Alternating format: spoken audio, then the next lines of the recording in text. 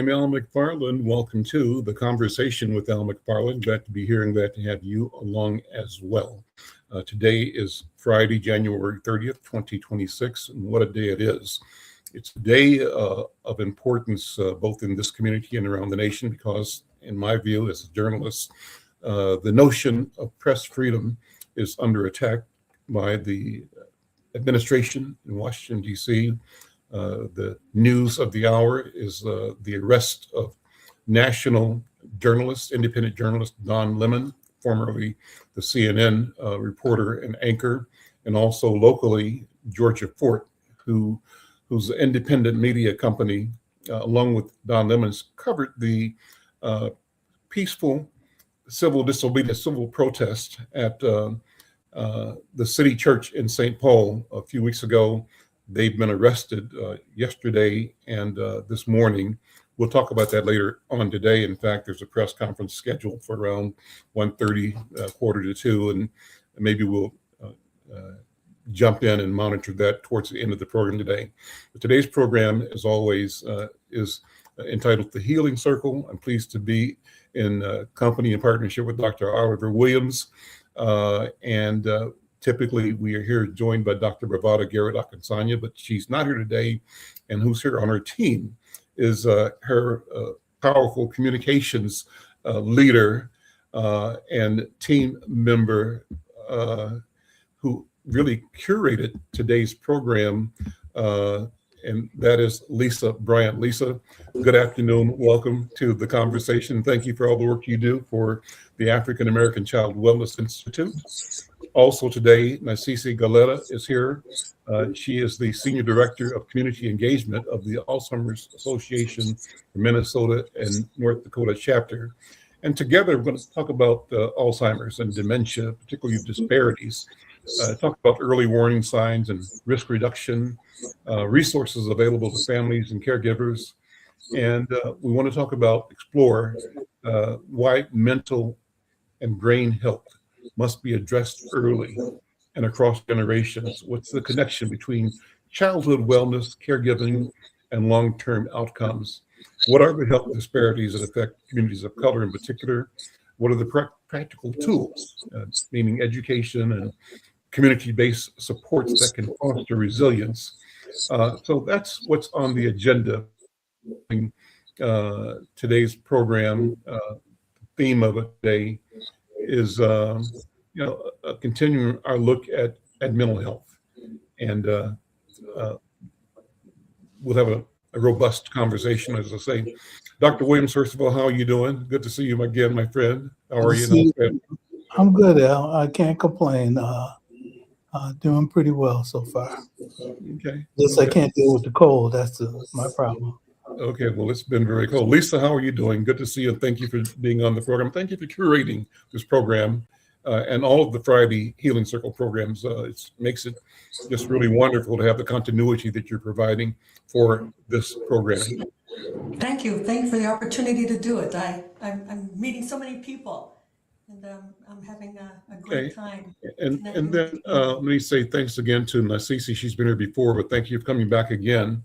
You know, I was trying to come up with we had a title for this week's program, and I'm not finding it in my notes right now. Lisa, help me with that.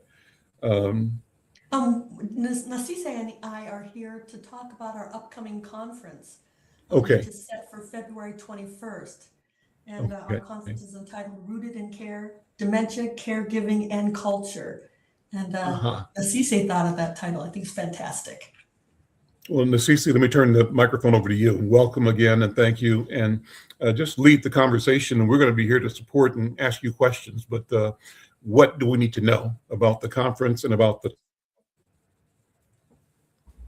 Yeah, absolutely. Thank you for having me. I think, when Lisa and I first started working together and looking at ways that we can support community and families that are impacted by Alzheimer's and other dementias, we thought a community conference would be a great way to get information in front of people and also get folks connected to resources in the community.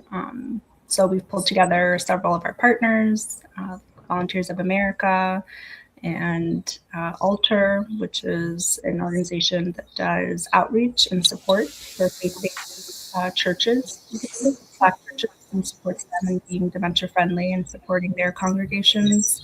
And a number of just other resources. We'll Dr. Mankan and Kembang there talking about dementia in African communities, and I think it'll be a really great time.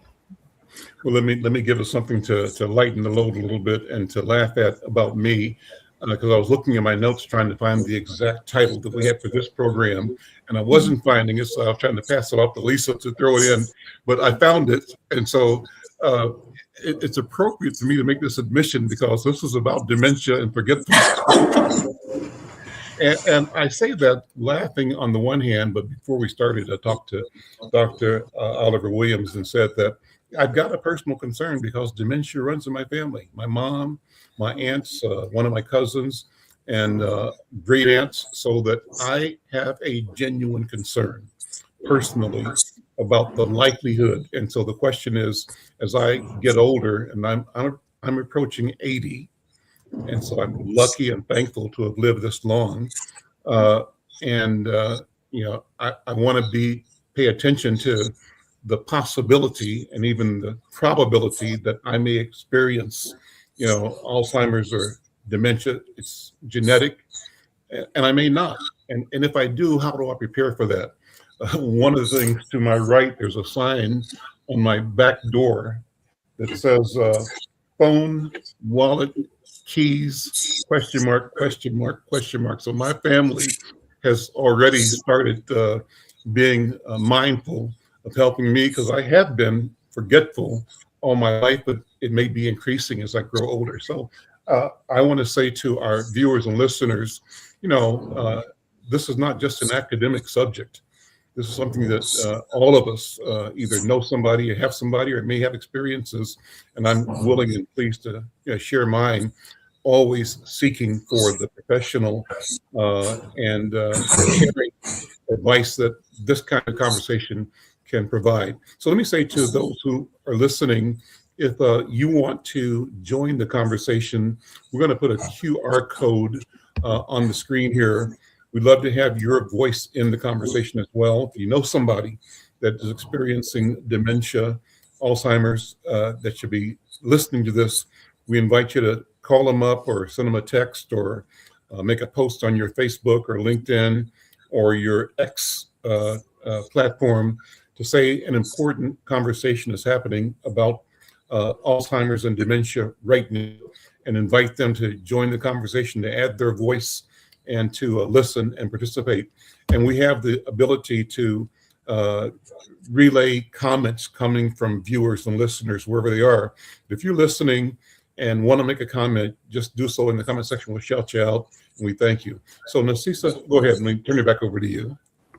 Yeah, first, I want to say thank you for sharing your experience. I think there's a lot of stigma when we mention the word Alzheimer's. It feels very scary. It feels kind of like, oh, that icky thing that no one wants to talk about. But the reality is all of us are aging, myself included. And with age comes, age-related changes. So, we may be forgetting things here and there, but for the most part, when we refer to Alzheimer's, it's really, when there's concern is when the forgetfulness, it's starting to impact our quality of life, right? Mm-hmm. So you're forgetting your keys here and there, and you've always been someone that just can't really keep track of keys. That in and of itself is not reason to worry, but certainly if you are, looking at your keys and you don't know what they do or where to put them, or, that they're keys to a car, then those are kind of red flags that we want to pay attention to. And a lot of times it is our family and our friends that notice those changes before we do. So I'm glad that people are checking in and keeping you honest. Our goal here too with the conference is to start having these conversations. Personally, I didn't think I had a family connection to Alzheimer's when I joined. I really just joined because as I was learning about the disparities, I felt like I wanted to make a difference, and I could lend my talents and time for a worthy cause. But as I started sharing about my work and what Alzheimer's is and what I was learning on the job, more and more friends and family members started to connect the dots in experiences that they've had. And they started having more open and honest conversations about, like dad has been doing this and we thought it was just, normal age thing, but maybe we should get it checked out. So the first thing I can say that is probably the hardest but most impactful is to start having open and honest conversations about changes that we experience or that we're noticing in our friends, family, loved ones. And let me just interject one reason the African American Child Wellness Institute got involved is because we received a grant from the Minnesota Board on Aging, and then also providing an opportunity to offer conversations and discussions with our community, our African American communities, and also our African immigrant communities. This is a way to raise awareness, educate our communities, and let them know about the potential health risks of Alzheimer's and dementia. Okay. Then, Al, I just wanted to add, you mentioned that you have a family history of Alzheimer's, and certainly, that could potentially increase our risk. But I'm happy to share a lot of Alzheimer's or dementia cases. It's, if we're looking at it across the board, it's only a small percentage that is directly linked to genetics or hereditary reasons. And so a lot of our risk factors are modifiable and we have control over that. And so by eating right, by challenging our brains and kind of engaging in healthy habits, doing what's good, what's good for your heart is good for your brain and vice versa. So that's one big way that we can change our risk and reduce it. Okay. What are healthy habits? Yeah, so the 10 Healthy Habits is a list of habits that the association has put together to support brain health. It's certainly not exhaustive, and I'm sure there are things that we can think of that maybe aren't on this list, but certainly we can benefit from doing. But just as kind of like an overview, we always say to challenge your mind. So doing puzzles, learning something new, picking up a hobby, there's long-term benefits for your brain in that. Along those same lines, staying in school. So learning a new skill, maybe taking part-time classes at your community center or community college, moving your body. Again, what's good for your heart is good for your brain. So getting your steps in, maybe, you like to garden or maybe you like to play golf, whatever form of activity works for your lifestyle. We recommend that. Protecting your head from any injuries. So avoiding kind of getting concussions or anything that could lead to some other injury, being smoke-free. So if you're using tobacco, taking steps to stop or not starting altogether. Controlling our blood pressure. We know that diabetes, high cholesterol, high blood pressure, all of those increase our risk. And so again, getting our bodies moving so that we are lowering our risk for developing those chronic health conditions. But if we know and are aware that we have diabetes, then taking our medicine, making sure that we're doing the things to manage those chronic conditions. Eating right, we recommend kind of like a Mediterranean diet. So lean meats, lots of veggies, grains, healthy fats, that type of thing. Maintaining a healthy weight, kind of going along with managing chronic conditions, and then sleep, ensuring that we are getting good quality sleep so that our brain has time to regenerate and kind of flush out everything that's taken across our day. That's good. It would be interesting if we got that list and we could post it somewhere. Yeah, absolutely. I know it's on our website at alz.org/10healthyhabits. I'm happy to put a link in the chat or share. Yeah, put it in the chat because we can probably pull it up too. Yeah, that would be awesome. All right. Great. That's very helpful. When is the conference and where? And yeah, it's the Rooted in Care, Dementia, Caregiving, and Culture. The conference is being held Saturday, February 21st from 9 a.m. to 3 p.m. And it'll be at the North Point Health and Wellness Center at 1256 Penn Avenue. And that's the building, the tall glass building right across the street from the Minneapolis Urban League and next door to UROC. And we'll be on the 5th floor, room 5205. And I'm going to start sending out, just sending out emails, letting everyone know. And then also, Nassise has put together a fantastic flyer and created an Eventbrite site where people could register for the event. So, yeah, I'm really excited. I think this is going to be a great conference. We're also serving lunch, actually breakfast and lunch, so people can come and have a nice light breakfast, and then also have lunch, and then listen to our great speakers. And I don't know if it was mentioned, I don't know if Nassise mentioned, she is going to be one of our speakers at the conference. So, yeah. And then also one of our representatives, Shadlin Bourne, she is our Director of Program Outreach. She's going to do the welcome to introduce the event and welcome everyone to the event. So I think it's coming along. I've been working on this for several months now, trying to find speakers, trying to get the location secured, and it's finally come together. So I'm really excited. Mm-hmm.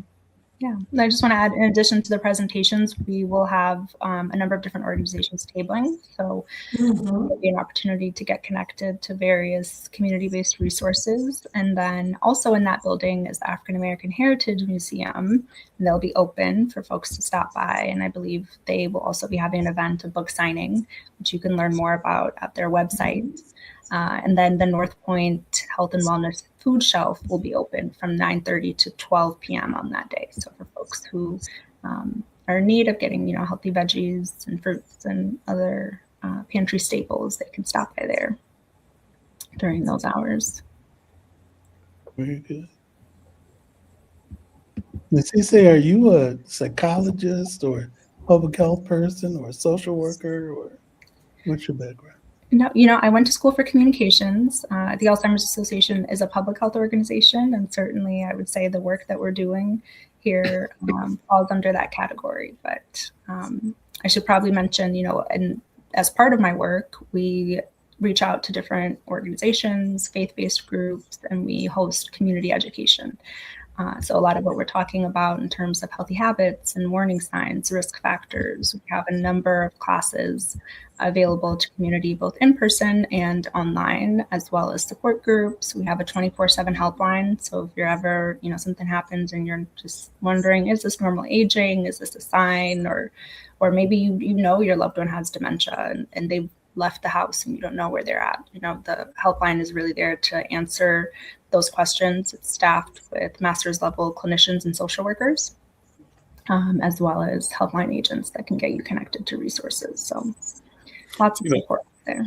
I opened up with the statement that one of the things we'll cover is the question of why mental and brain health have to be addressed early and across generations. So what does that mean? Because you also said that we shouldn't be over focused on hereditary.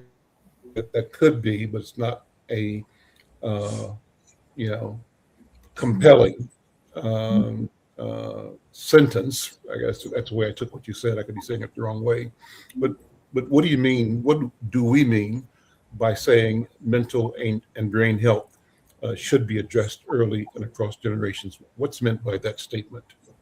Yeah, so certainly in the context of Alzheimer's and dementia, we're in an era of treatment where there's now drugs that can slow down the progression of Alzheimer's, but they're only effective if they're caught in the early stages. And so the sooner that we're having conversations, the sooner that we get in to see our primary care providers and neurologists and we kind of get that testing underway, that means we can benefit from drugs that give us more time to plan end of life care, more time to get our legal and finances in order, more time to just spend with family. And that's really important. So a big focus of ours right now is early detection, and in tandem with that is risk reduction. But certainly want folks to know that there are treatments now. So walk us again. I'm sure you did it already, but just again, walk us through what early detection means.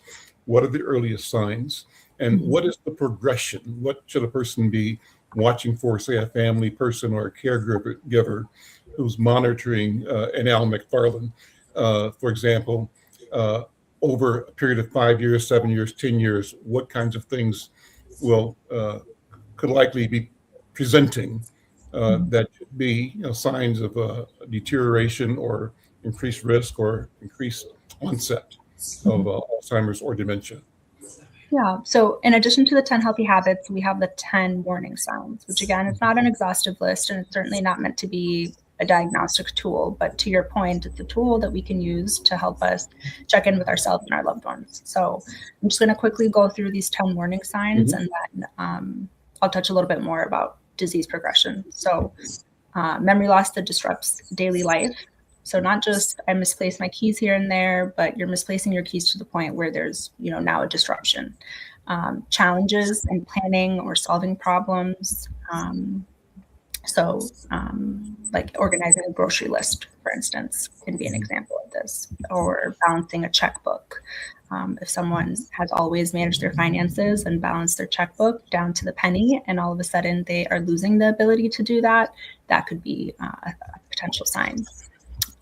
Again, difficulty completing familiar tasks. So let's say someone always cooks a Thanksgiving meal. Thanksgiving turkey is always this person, and they can't really organize the steps. They don't know what comes first. That could potentially be a warning sign. Confusion with time or place is another one. So finding yourself somewhere and not knowing how you got there, or just having a hard time tracking your day. Along with that is trouble understanding visual or spatial images. So someone with Alzheimer's, if they're noticing, or someone with dementia could potentially have increased kind of dings and scratches on their car. Maybe they're hitting the mailbox. Decreased or poor judgment, misplacing things and not being able to retrace the steps. Withdrawal from social activities or work, and then changes in mood and personality. A lot of people think dementia impacts just your memory, but it also impacts things like your personality, your cognitive behavior, and more. So again, you don't have to experience all of these things to be concerned and have a conversation with family and your primary care provider. And also experiencing one of these things doesn't necessarily mean that you for sure have dementia, but it's worth the conversation. Do you have a connection to respite care? I'm sorry, we didn't say more? Yeah, for me, where you have family members who may have progressing forms of dementia, and the family may need someone who can monitor or give a family member a break while they get a bit of a rest, for a couple of hours or maybe a day or so. And do you have connections to programs that provide that respite care? Yes. So we, on our helpline, and if you call and ask for respite and give your zip code, they can connect you to providers. The association doesn't necessarily provide that, but we can get you connected to folks who do.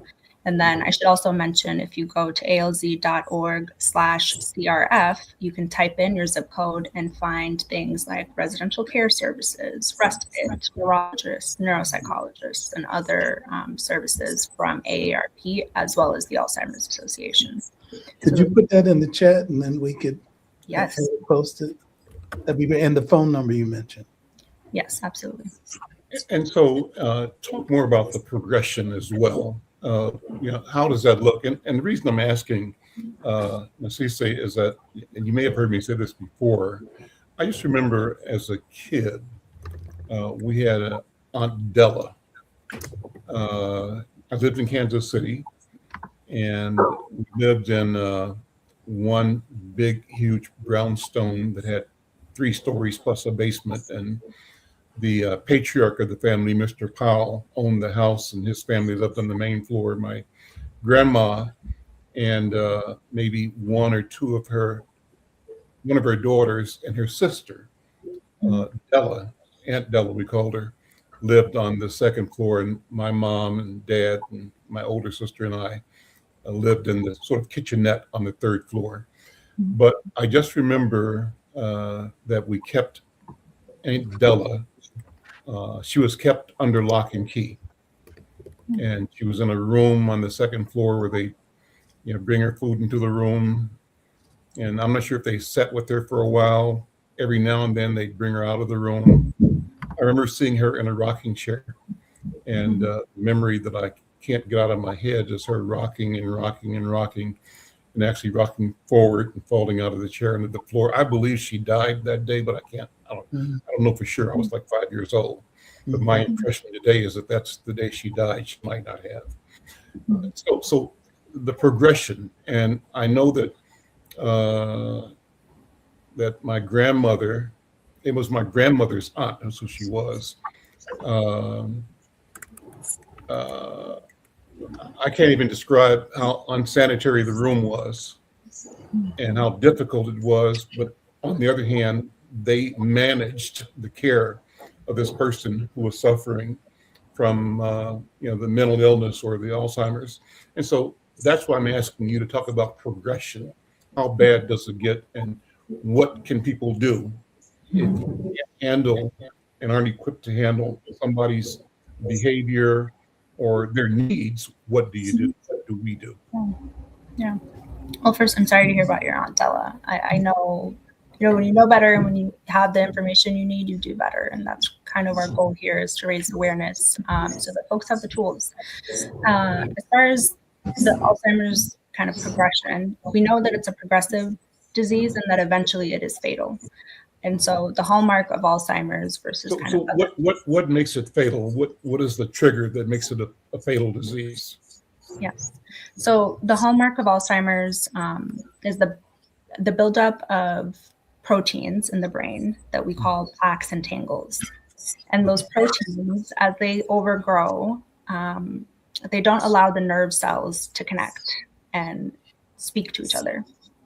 And so as it progresses, eventually we lose our ability to swallow, to breathe, and that's why we say it's a progressively fatal disease. Okay. Now, as far as kind of the different phases, we call it 3 stages, but I'll talk a little more in depth. So the first kind of phase that folks are typically in is an asymptomatic phase. And so the plaques and the tangles, they're building up in our brain, and we're not really experiencing any changes. So this process can happen 20 years, up to 20 years before we ever start forgetting, which is why the importance of early detection comes in, because if we're not regularly going to the doctor and having a physical and establishing a baseline, then it becomes harder to track when those changes begin, right? And then we, as it progresses, it moves into what we call mild cognitive impairment. And during this time, there's people tend to notice some changes. Maybe they're struggling with work or social situations. Symptoms of cognitive decline are they're starting to appear. Maybe we don't know what it is exactly. After this, it moves into Alzheimer's or dementia due to Alzheimer's disease. So when we're thinking about dementia as the umbrella term, and there's many different types, when you go through testing and you find that there are plaques and tangles in the brain, then it's, dementia due to Alzheimer's. And the 3 stages I was referring to, so there's mild, meaning symptoms interfere with some daily activities, but people are usually able to cope just fine.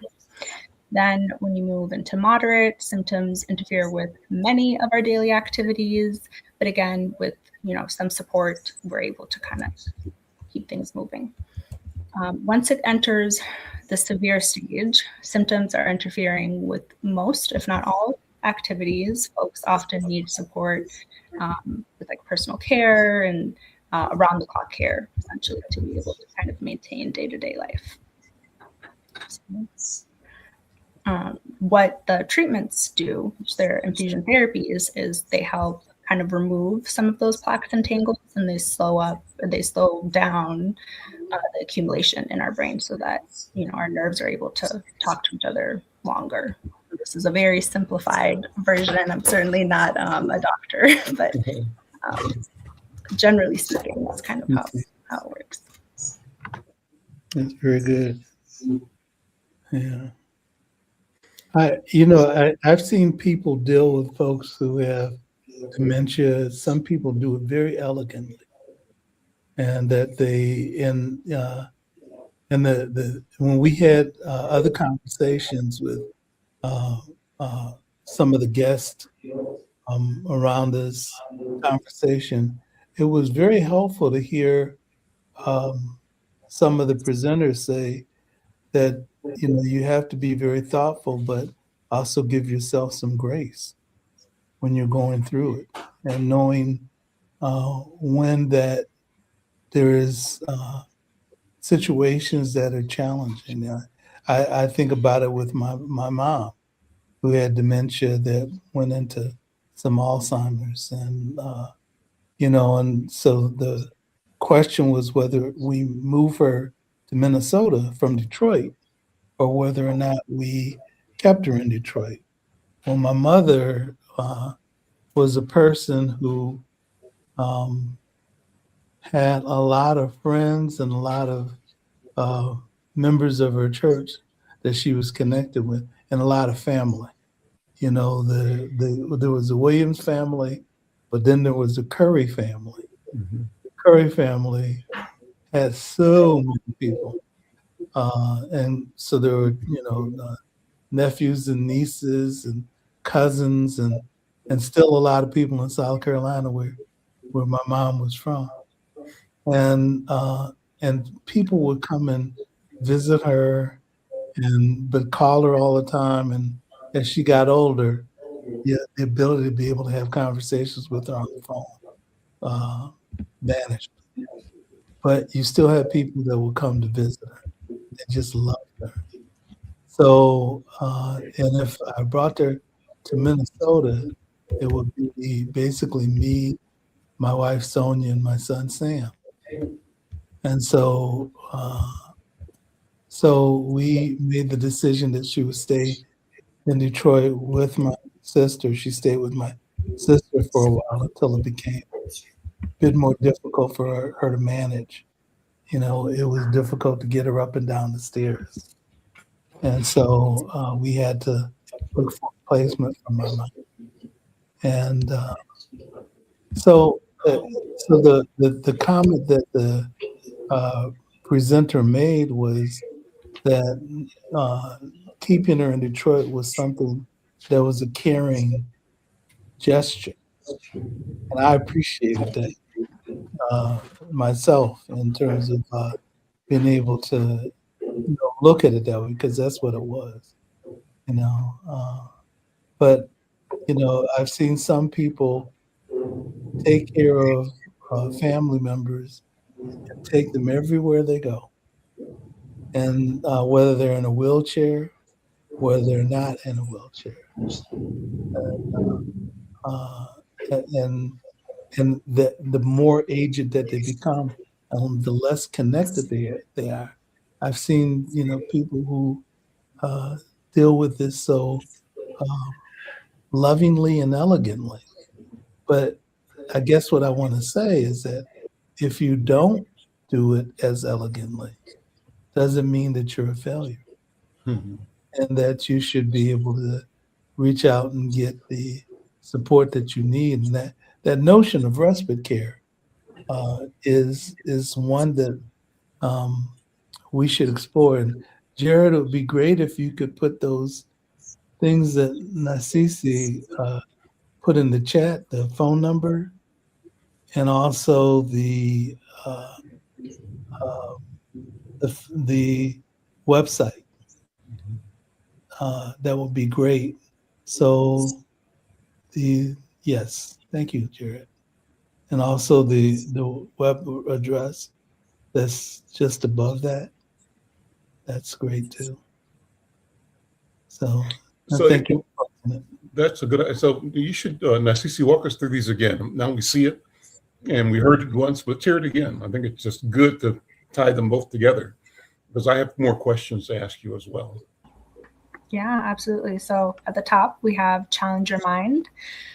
This can look like doing a daily crossword puzzle. It can look like picking up a new hobby, kind of whatever fits for your lifestyle. Games, so like dominoes. You're being social. You're using your math skills. Like I think anytime you're able to incorporate it into your daily life and make it kind of a no-brainer, so to speak, so that you're not drastically changing it. You're just incorporating things that you're already doing. I think that helps us maintain these healthy habits. Staying in school, education reduces our risk of cognitive decline. And so any opportunity to learn is always one that we should be seeking. Again, moving, engaging in daily activity, whether that's, again, golf, walking, maybe you love to swim, yoga. It's really kind of choose your own adventure, but just making sure that we're moving our bodies so that we're increasing blood flow to our brain and our heart, and making sure that our, everything's just working how it should. Yeah. Wearing a bike. I know a lot of folks or wearing a helmet when we bike or do any other type of kind of activity on wheels. We want to make sure that we're not increasing our risk of a traumatic brain injury or concussion, because that certainly complicates things. Again, being smoke-free, going back to that concept of what's good for your heart. Scroll down, Jared. Yeah. Let's see. Controlling our blood pressure and managing diabetes. Like I said, high cholesterol, high blood pressure, and diabetes all contribute to our risk. So we want to make sure that we're managing those chronic conditions, and then sleeping well. So OIC, maintain a healthy weight. So again, tying back to risk factors. And then there's some tips here on how we can ensure that we get good sleep. So not using our phones before we go to sleep, having kind of like a dark, quiet room, setting the stage, having good sleep hygiene and routine, so that we can really help our brain restore itself.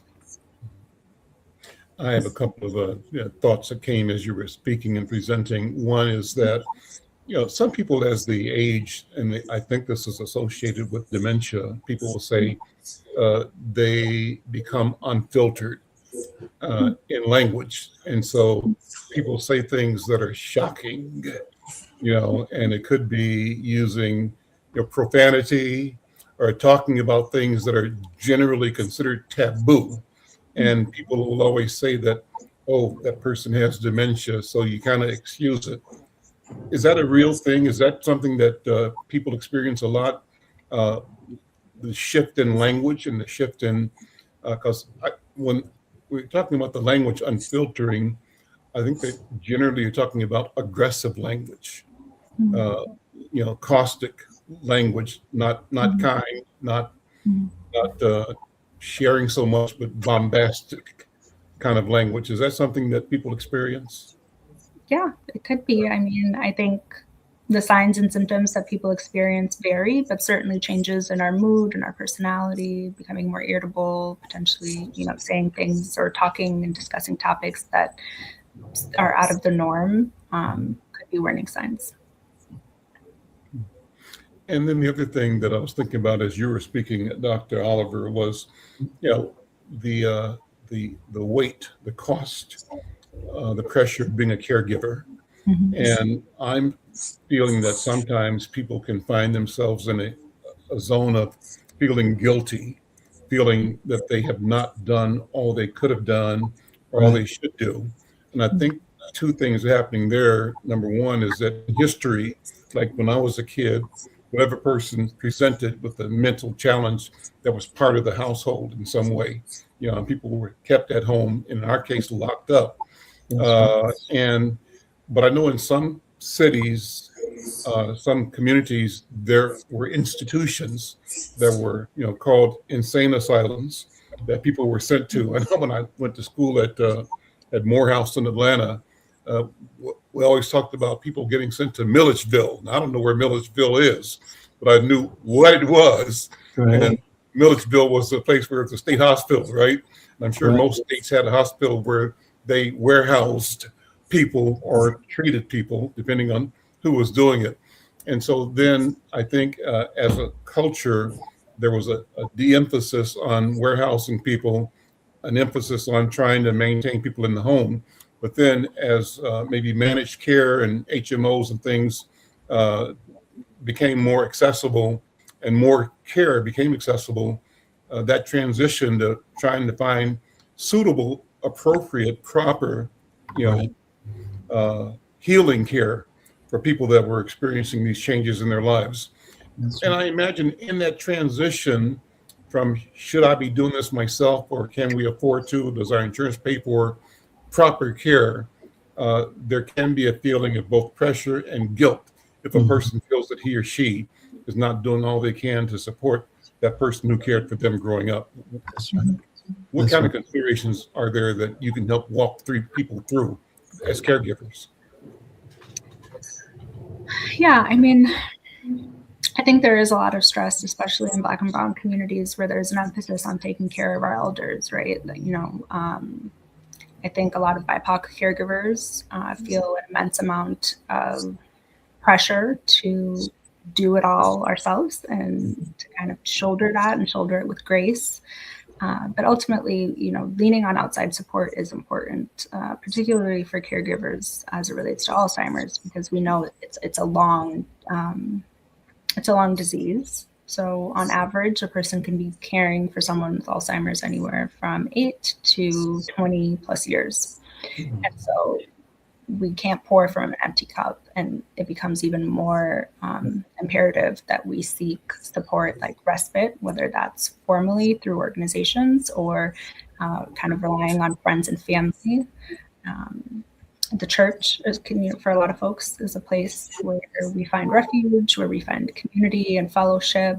And I know that a lot of churches in our communities are starting to adapt, alter dementia-friendly churches model and taking a more proactive approach to brain health. So that's always a place to kind of lean in for support. And then talking about your experiences with other caregivers can also be a source of kind of strength and perspective for folks. So we have a number of support groups at the Alzheimer's Association that are free and open to the public. They're available both in person and virtual formats. And we have them for people living with early stage Alzheimer's. We have them for caregivers. I believe we have one for caregivers who no longer are because their loved ones transitioned. And so, like I said, you can't pour from an empty cup. So it's important to reach out. It's a great saying there, or not parable, it's the right word for it. Proverb, you can't pour from an empty cup. That's very good.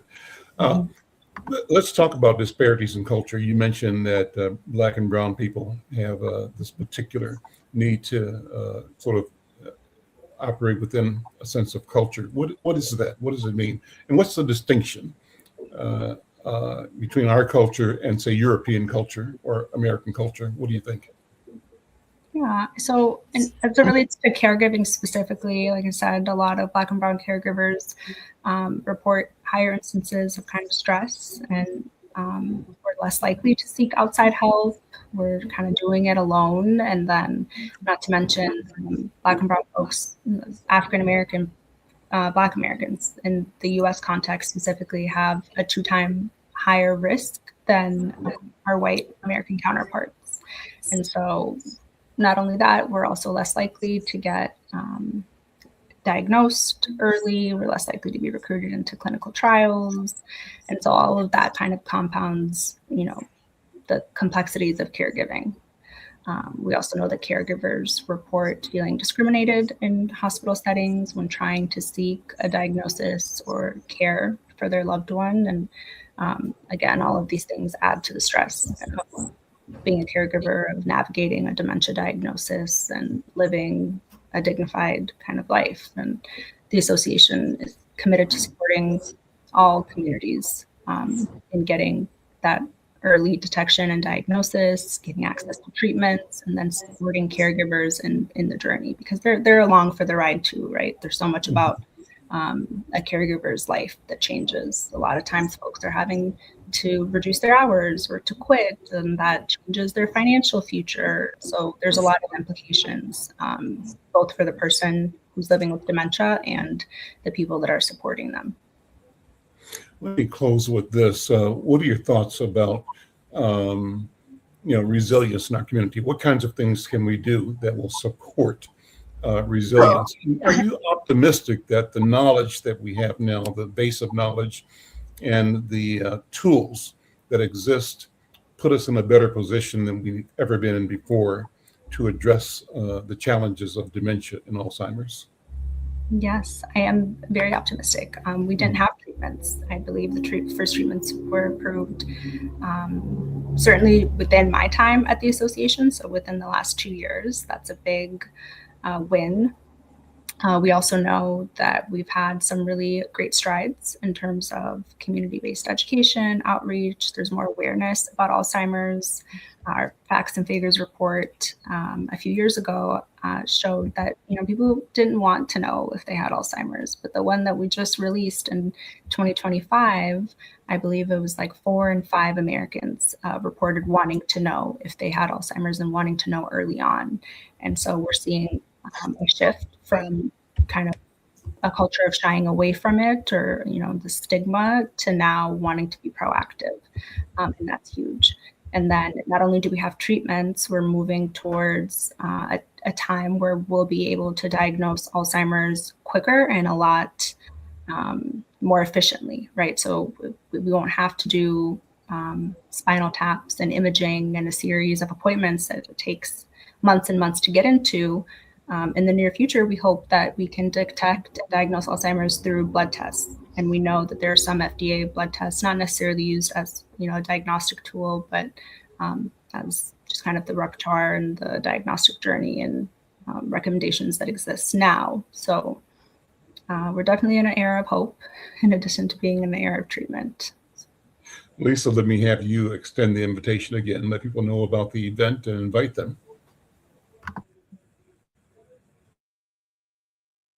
We are hosting a community conference, and it's going to be held at the North Point Health and Wellness Center at 1256 Penn Avenue North.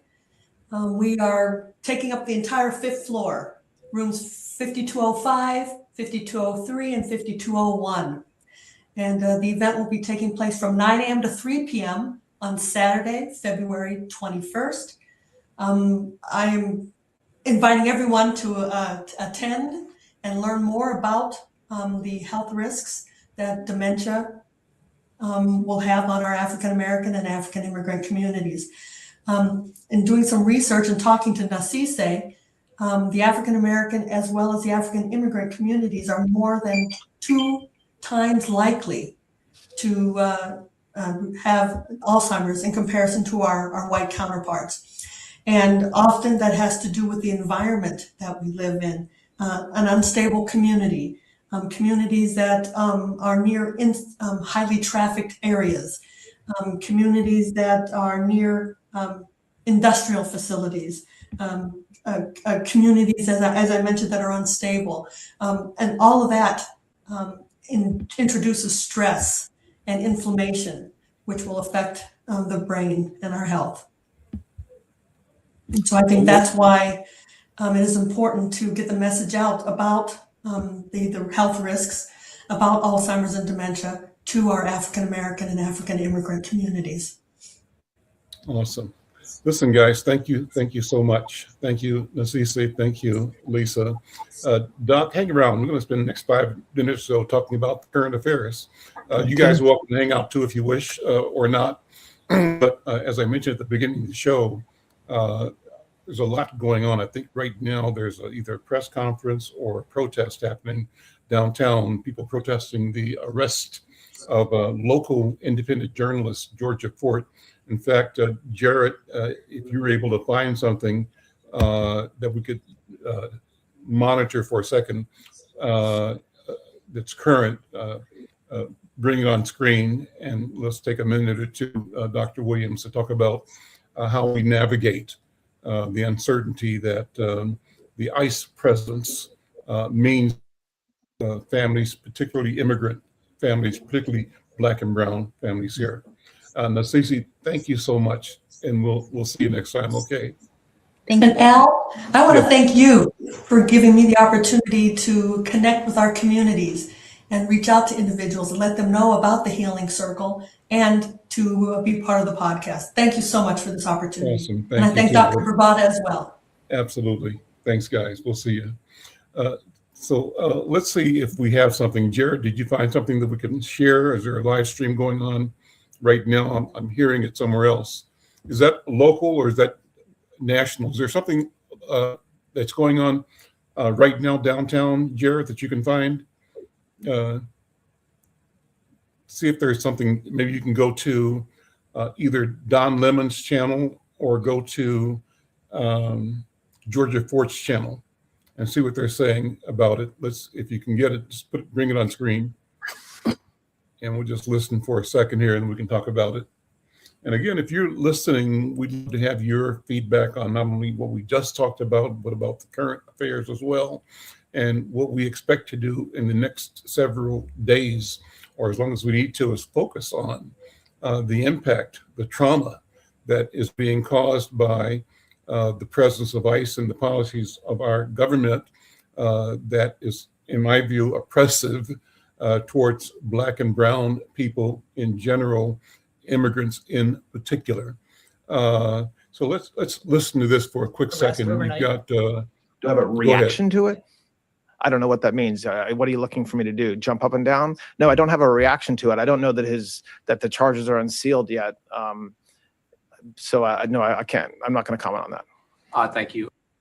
I mean, what a defensive, prickly little bitch. I mean, really? He's always like that. He's such a little shit. Well, you know what? But that's not an excuse, Mike, because he's the freaking Deputy Attorney General of the United States. So that's not a professional response. No, honestly, even calling him the Deputy Attorney General of the United States is an insult because he's actually Donald Trump's personal lawyer. That's who he is. He's a law lackey. But Tara, right. I'm sorry, I was cutting you off. You were saying something. No. I thought it was incredibly indignant. It was revolting. He's a U.S. citizen. Don is a prominent journalist.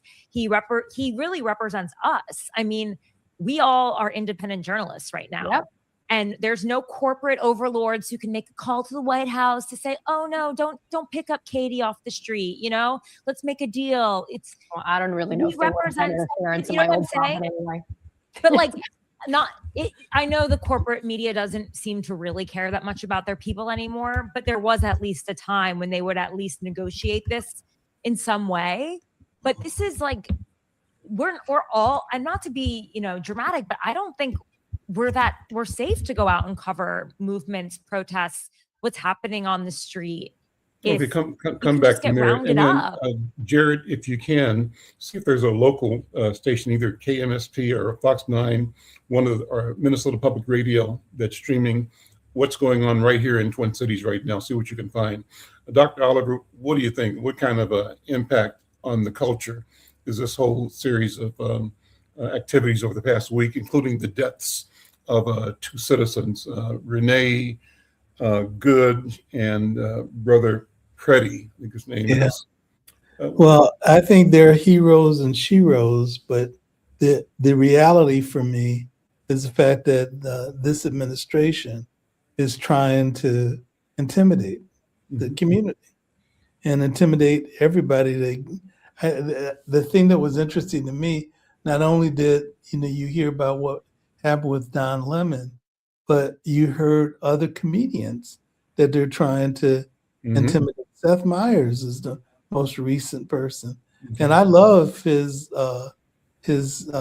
commentary about Trump. I listen to his show more because I'm listening for the closer look that he gives on a regular basis, which really unpacks a lot of things for people to think about.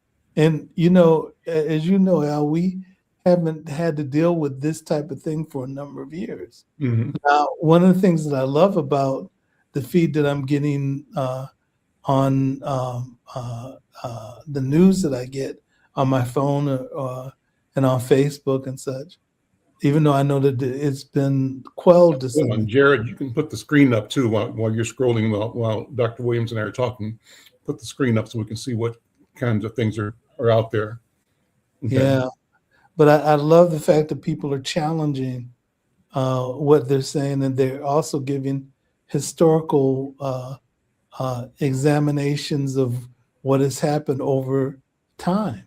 I heard something yesterday where they talked about the fact that this intimidation of media is not something that's new, and the intent today is the same as the intent in the past.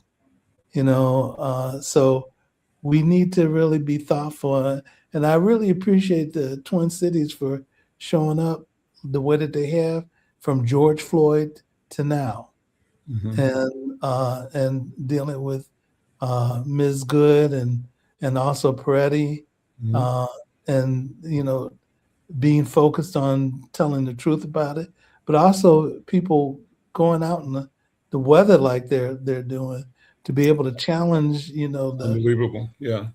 hideousness of what's going on.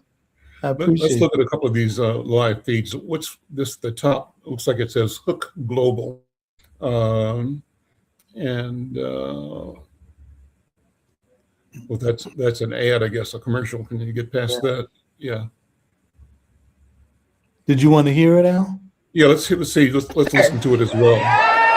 Yeah, we're going to march together over to this building where they continue to arrest Minnesotans for doing what we are called to do, loving our neighbor. And we are going to confess our own love for our neighbor. Yes. We're going to confess the ways in which we have shown up for one another together. That's right. That's right. Y'all with me? Yeah. Y'all with me? Yeah. Our love. No size. Our love. No size. Our love. No size. So I think that's outside the Federal Worker Building, a protest going on. Scroll some other ones, Jared, to see what else is going on that we can look at. Some of are there any other local protests? I was looking in particular to find if there was something at the courthouse downtown. I'll go to Georgia Fort's. That's Georgia Fort's there. No, that's not here. I saw it in your pull down Georgia Fort stream. Is there a live one there? And Georgia was arrested. I'm not sure she's out yet. Is there a live one on this channel right now? There's not. Okay. So then how about some of the local television stations? Because there ought to be something. I'm listening at what my family is listening to upstairs. I can hear it. So I know there's some kind of coverage of what's going on downtown, I believe anyway. And if we can find another one, you can just tune into it for a second or two. Scroll down a little more to on the scroll there again, Jared, if you don't mind. On the list. So let's see. This is live coverage. I like the multi-cam coverage. That was pretty interesting. So this is showing protests happening simultaneously in Minneapolis, or in Minnesota, in Los Angeles, and in Portland, I believe. Yeah. So, Minneapolis, Dr. Oliver, is once again ground zero. This is where we were, 5 years ago when George Floyd was murdered. That's right. And here we are again, and it's not just what's happening in town, but what's happening here is being shared with the world. That's right. And what does that mean? I think the outside of the awfulness of what happened to these individuals who were, trying to protect people, this is creating contact with the entire world, and the world is watching what's happening here in Minnesota. That's and I right. think it's empowering ordinary people everywhere to use their phones and their voices. I see. So the one protest at the bottom right is the one down there. That's downtown Minneapolis. Yeah. Yeah, it's that same Minneapolis, St. Paul. I was wondering whether that was Minneapolis or St. Paul. Oh, good question. Yeah, I'm thinking it's Minneapolis, but I'm not sure either. Yeah. Could be. Yeah. Jared, any other live streams go back to that group and just see what else is out there. Let's see. That's Minneapolis War Zone. That's what else do we see here? It's Los Angeles. It says Fox Local. It's Minnesota. Let's see what's happening there. If there's anything, they're probably standing by. Nothing going on right now. Okay. Yeah. A lot of these have happened already. They're sort of replaying. So, Yeah. well, listen. Let's see. Breaking news. Yeah, these are older things. Doc, I just am going to be watching this and creating stories for Insight News. In fact, I want to invite people who are listening to look at Insight News. I've got our website, insightnews.com. Pick the newspaper. We're doing stories, and we'll be posting to our electronic edition on a regular basis. So you can go to issuu.com/Insight News and see an electronic version of the newspaper. We post that every week. You can pick the paper up on newsstands around Twin Cities, and you can follow updates daily on our website, www.insightnews.com. So those are the ways we're doing it. Plus this program every day. We'll be live streaming and talking about it. Doc, thank you for being here as always. My pleasure. Thanks. Be safe. And Jared, thank you for organizing and supporting this as well. I'm Al McFarlane. We'll be here again on Monday for sure, following up. Join us then. Thank you. Bye-bye. Bye-bye.